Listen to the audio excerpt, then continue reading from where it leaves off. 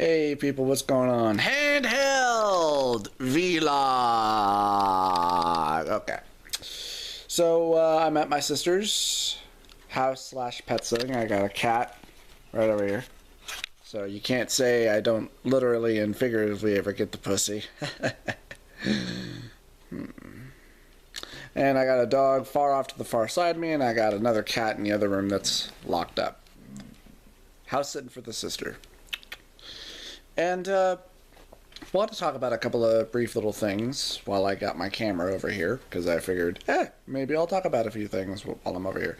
I rented X-Men Days of Future Past. Haven't watched it yet. Gonna try and watch it tonight. Maybe give my thoughts on that later. But also at the same time, picked up a couple of new comics, semi-new. I haven't checked out anything new since the reboot of Ghost Rider, which I was enjoying until they wrapped up the sort of beginning of the new storyline, and they changed an artist, and I really wasn't liking how it was looking. So what I got right here is Nightcrawler's issue 8 and 9. I really like the cover. And basically it's all about Nightcrawler. It's him and the X-Men and sort of his exploits. I thought it was interesting because at the same time, as I was looking at the comic rack, there were probably several comics with different covers, but they all bore, the same title of The Death of Wolverine, which I remember I heard about a while ago, but I haven't really read any of them. I was never really all that big into comics, and if I was, it was X-Men for a little while. But even then, I didn't buy that many of them. And so this is kind of the next sort of comic I bought. And this is also meant to take place, I guess, around the same time that Wolverine is dead. And I've just been thinking all day, like, he's not going to stay dead for long. Now, I don't know if they've already... Well, I guess already they have killed him, at least in this comic they have. But they keep showing flashbacks of him, but it's very brief, and it's not him, being the ultimate badass that we all know him as. It's him, being a teacher, and it's actually quite touching. So this comic, evidently Nightcrawler died as well, and he came back again, and I know that's a running gag that, or that at least that has become a joke all throughout X-Men, that characters die constantly and then they come back constantly. There's also the big running gag that I guess Jean is the one character who dies the most all throughout the X-Men comics. And so in these runs that I have so far, and I'm going to try and see if I can find the others if I can, because I am enjoying this so far, what I've read of these two issues. So that now Nightcrawler, he himself is also a teacher, and at this point there doesn't appear to be any Professor Xavier, unless he's out doing his own thing or he's dead. I don't know. I actually don't have access to my computer or the internet while I'm here at my sister's. And it's all about him being a teacher and being responsible and kind of having to step up, because after Wolverine was gone, and I like how he talks about Wolverine, being his best friend and being a mentor and such, and never really seen that side of Wolverine before. I mean, I can certainly see him, being, well, we've seen him, be a warrior and a badass and a protector and a guardian and such, but we've never really seen him ever be a teacher. So that's certainly interesting. And suddenly he gets a telepathic communication from somebody who was a part of his life, somebody who is also a psychic and who happens to be a member of this pirate troupe. Her team gets psychically possessed and they're trying to kill her because the person who's doing this turns out it's the Shadow King. And that's an old staple character who I only knew about through the animated series, actually. and so they're hunting her down, and she looks for backup and contacts Kurt. He teleports all the way across the world, and he also has these little creatures with him that they're calling his Bamfs. Basically, like they're little midget versions of him, only without his costume. Because for a while I was wondering, are they ever going to explain what the fuck those things are? And they kind of do. I mean, obviously, if you're not, keeping up with the comics, you're just going to be lost. I mean, at least for story-wise, they will keep you up to date as to what's happened and what's currently going on, which is nice. It can be a little bit annoying when they don't tell you all of the characters that are going to be involved in said story. Like, I know Nightcrawler by his look, I know Colossus, I know Storm by her look, and they're going by her, as you can see here if you can, by her Days of Future Past look with the mohawk.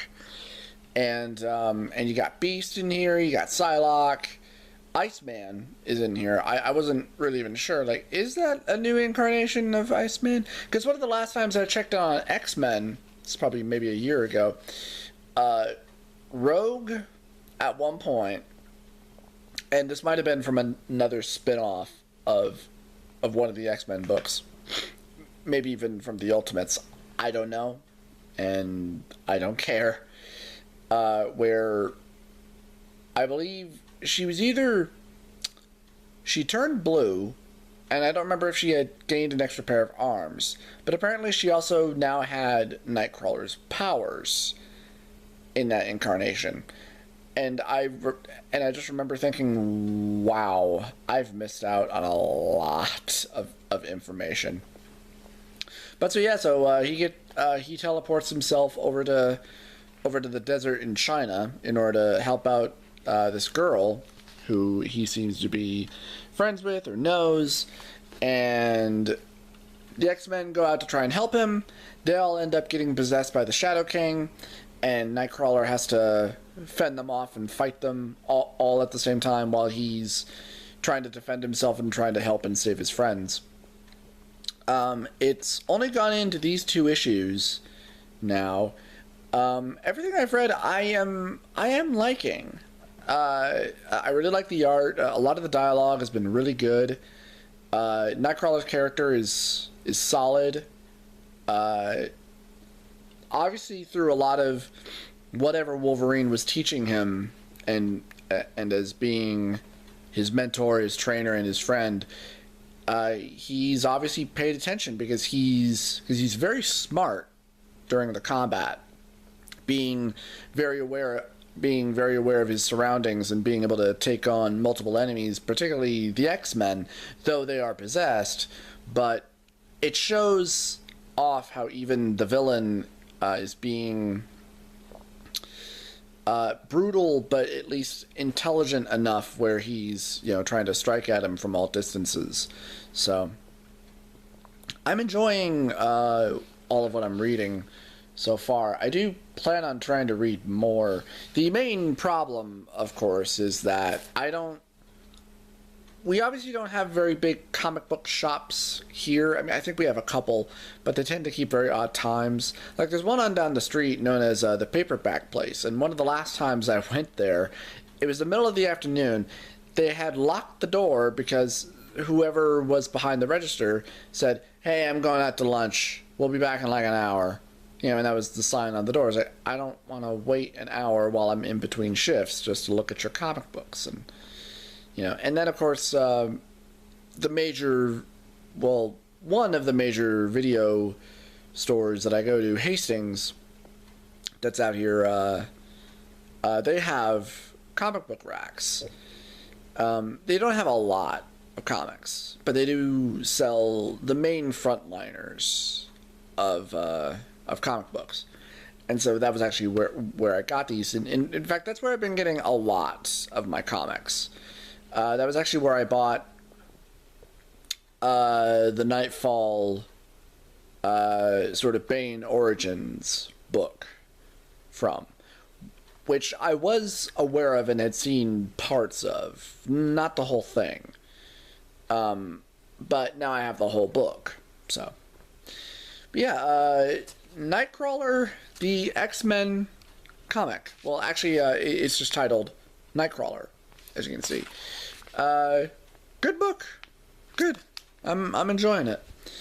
So, call that a quick, semi-quick little vlog.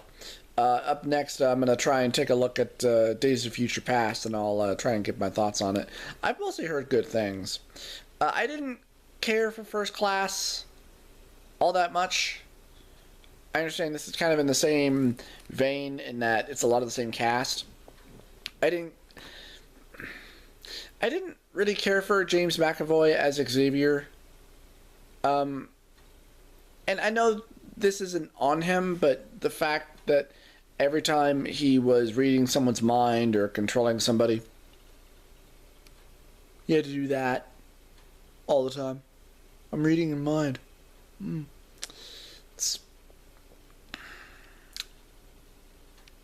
It just makes me think of, you know how if you have a director who says like, well, you really have to, show what he's doing in order to indicate your point. It's more about showing than kind of explaining it through expression or dialogue, which Patrick Stewart as Xavier was able to do so well. Just a slight look on his face, you were able to tell what he was doing, that he was reading your mind. He did it very simply, and James McAvoy, there's no subtleties.